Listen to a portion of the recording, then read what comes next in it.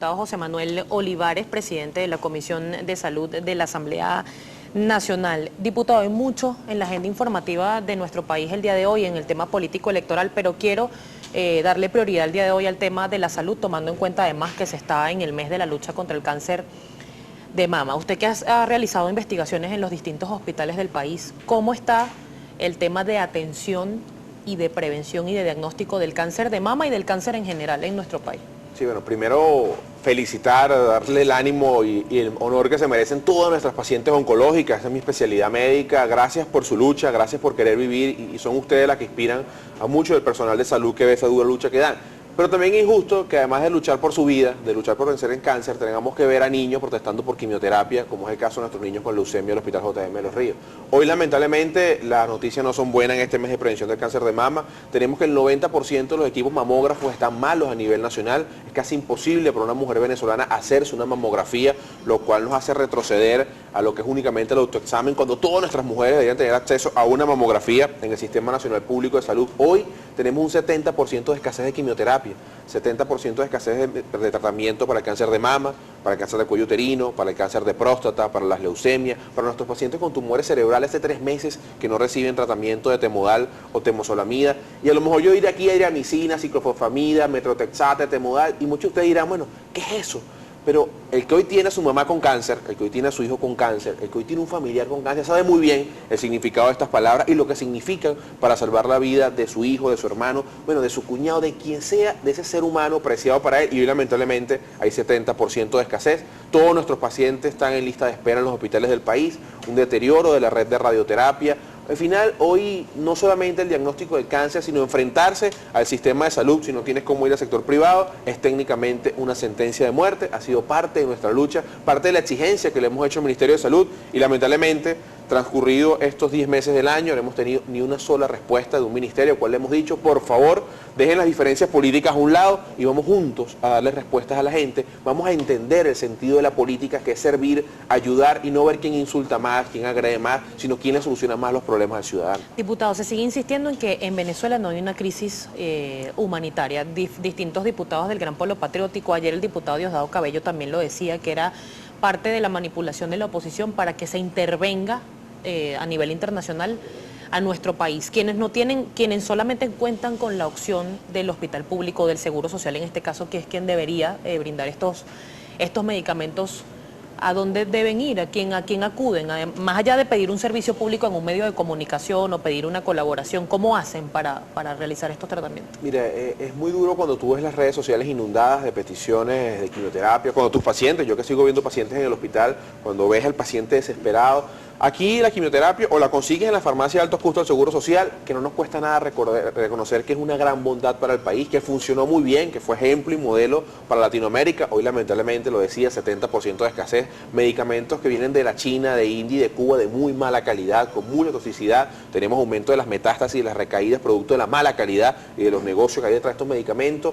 Y es la única opción junto a Badán, la Fundación Badán, que trae medicamentos de vía privada. Si no hay medicamento en estas dos vías, lamentablemente la única opción de nuestras mujeres con cáncer de mama, de nuestros pacientes con cáncer de próstata, es afuera. Colombia, Brasil, las islas del Caribe, los Estados Unidos, Europa, y no todo el mundo tiene acceso a gastarse X cantidad de dólares en un país con un control como el que conocemos para poder salvarle la vida a su papá o a su mamá. Lo que quiere decir que hoy mueren venezolanos por falta de quimioterapias, que hoy mueren venezolanos por falta de radioterapia, que hoy mueren venezolanos en una lista de espera en nuestro país, en el área que la vea. Hoy estamos hablando del área oncológica. Ayer recibíamos en la Asamblea Nacional a las madres del Hospital Cardiológico Infantil.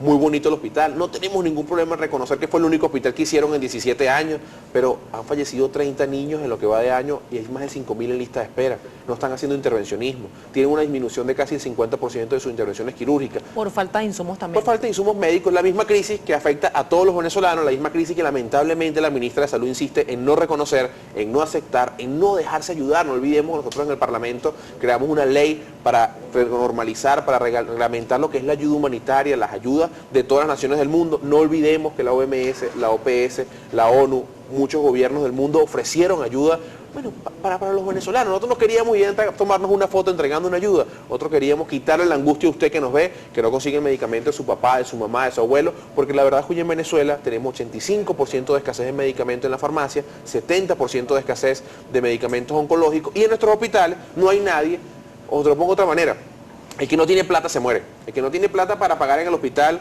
las suturas, la tomografía, la resonancia, los antibióticos, lamentablemente pierde su vida. Yo insisto que no veamos esto como un número o una gráfica, sino detrás de todo esto hay venezolanos, hay historias, hay padres, hay hijos, hay sueños que pierden su vida por culpa de una política errada en salud. Diputado, precisamente estábamos hablando de enfermedades, en este caso vinculadas a la cardiología, enfermedades oncológicas, pero hay más allá. Se ha denunciado por usted y por otros expertos. La Federación Médica Venezolana también se ha pronunciado sobre enfermedades que estaban erradicadas y volvieron. El oriente del país y el sur de nuestro país, pues los casos de difteria han aumentado. ¿Cuál es la planificación que en materia de salud se hace en el país, tomando en cuenta además que sigue sin publicarse el boletín epidemiológico? No se puede tener a nivel oficial una cifra de cuántos casos de malaria hay, de cuántos casos de dengue, que quizás tuvo un tope o una moda, por llamarlo de alguna manera, que se hablaba mucho del dengue, del chikungunya. Sin embargo, siguen habiendo casos, pero no se conocen. Sí, el boletín epidemiológico, para que graficarlo de cierta manera, imagínate que tú te avisan, mira,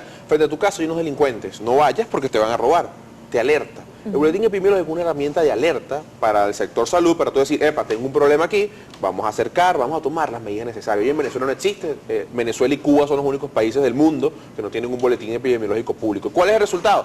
La difteria, por dar un ejemplo, como tú lo decías muy bien, yo lo denuncié en la Asamblea Nacional, rompiendo el cerco de silencio, rompiendo el silencio que había en el Ministerio de Salud. Yo nunca he visto un caso de difteria, porque hace 24 años que no había difteria en nuestro país. Ya ha avanzado la enfermedad, hoy les puedo confirmar que hay difteria en el estado Bolívar, ya van más de 22 fallecidos, a pesar de que la misma ministra de Salud, que niega la escasez de medicina, niega los casos de difteria. Hoy tenemos unos casos de difteria en el estado Nueva Esparta, en el estado Sucre, donde falleció una niña de 14 años, en el estado Anzoátegui, y un caso confirmado en el Hospital Militar de Caracas, sospechoso de difteria en este momento. Un poco para que la gente lo entienda, diputado, ¿cómo se contagia? ¿Qué es? La difteria es una bacteria, una corynebacterio, es un bacilo de alta transmisibilidad cuya prevención es con la vacuna. El origen de todo esto es la mala cobertura de vacuna, unas vacunas chimba que estamos trayendo de La Habana, Cuba, no avaladas por la OMS. Nuestro porcentaje de vacunación está alrededor del 60-70%, cuando el porcentaje que exige la OMS es del 95%. Se transmite persona a persona, como parecido a la gripe, con los fluidos corporales, tiene una alta transmisibilidad, un alto potencial de transmisibilidad y un alto potencial de mortalidad si no es tratada. Para que hacer prevención y aprovechar los medios de comunicación, si usted ve a su hijo con una amigdalitis severa, con una colección de pus en la garganta, es un caso sospechoso por el brote o por la epidemia de difteria que hay en el país, debe ocurrir el médico. Esto que estoy haciendo yo es lo que debió hacer el Ministerio de Salud. Debió informar, debió hacer un protocolo de atención para los médicos, debió hacer un protocolo de atención para el ciudadano, iniciar una jornada de vacunación en todo el eje, digamos, occidental del país, oriental del país, donde se encuentra la epidemia, y reconocer la enfermedad e informar al país de lo que está pasando, porque para que tengan una idea, el último brote importante de difteria en el mundo ocurrió en Rusia, hubo más de 100.000 casos y más de 10.000 fallecidos. Y les digo esto para que vean el potencial de letalidad y de transmisibilidad que hay esta enfermedad si no se toman cartas en el asunto. Lamentablemente, la respuesta oficial ha sido que es un ataque de la CIA, la respuesta oficial ha sido de que es un ataque del imperio y que es mentira lo que ocurre cuando están más que confirmados los casos y lamentablemente los 22 pacientes fallecidos. Diputado, el tema de la salud tiene otras aristas, que es el tema también de la inseguridad. Ha habido protestas en varios estados del país, pero la última que se registró en medios de comunicación pues fue esta protesta en el Hospital Central de Maracay, que además fue atacada por colectivos, hubo varios médicos heridos, y ustedes los recibieron en la Asamblea Nacional.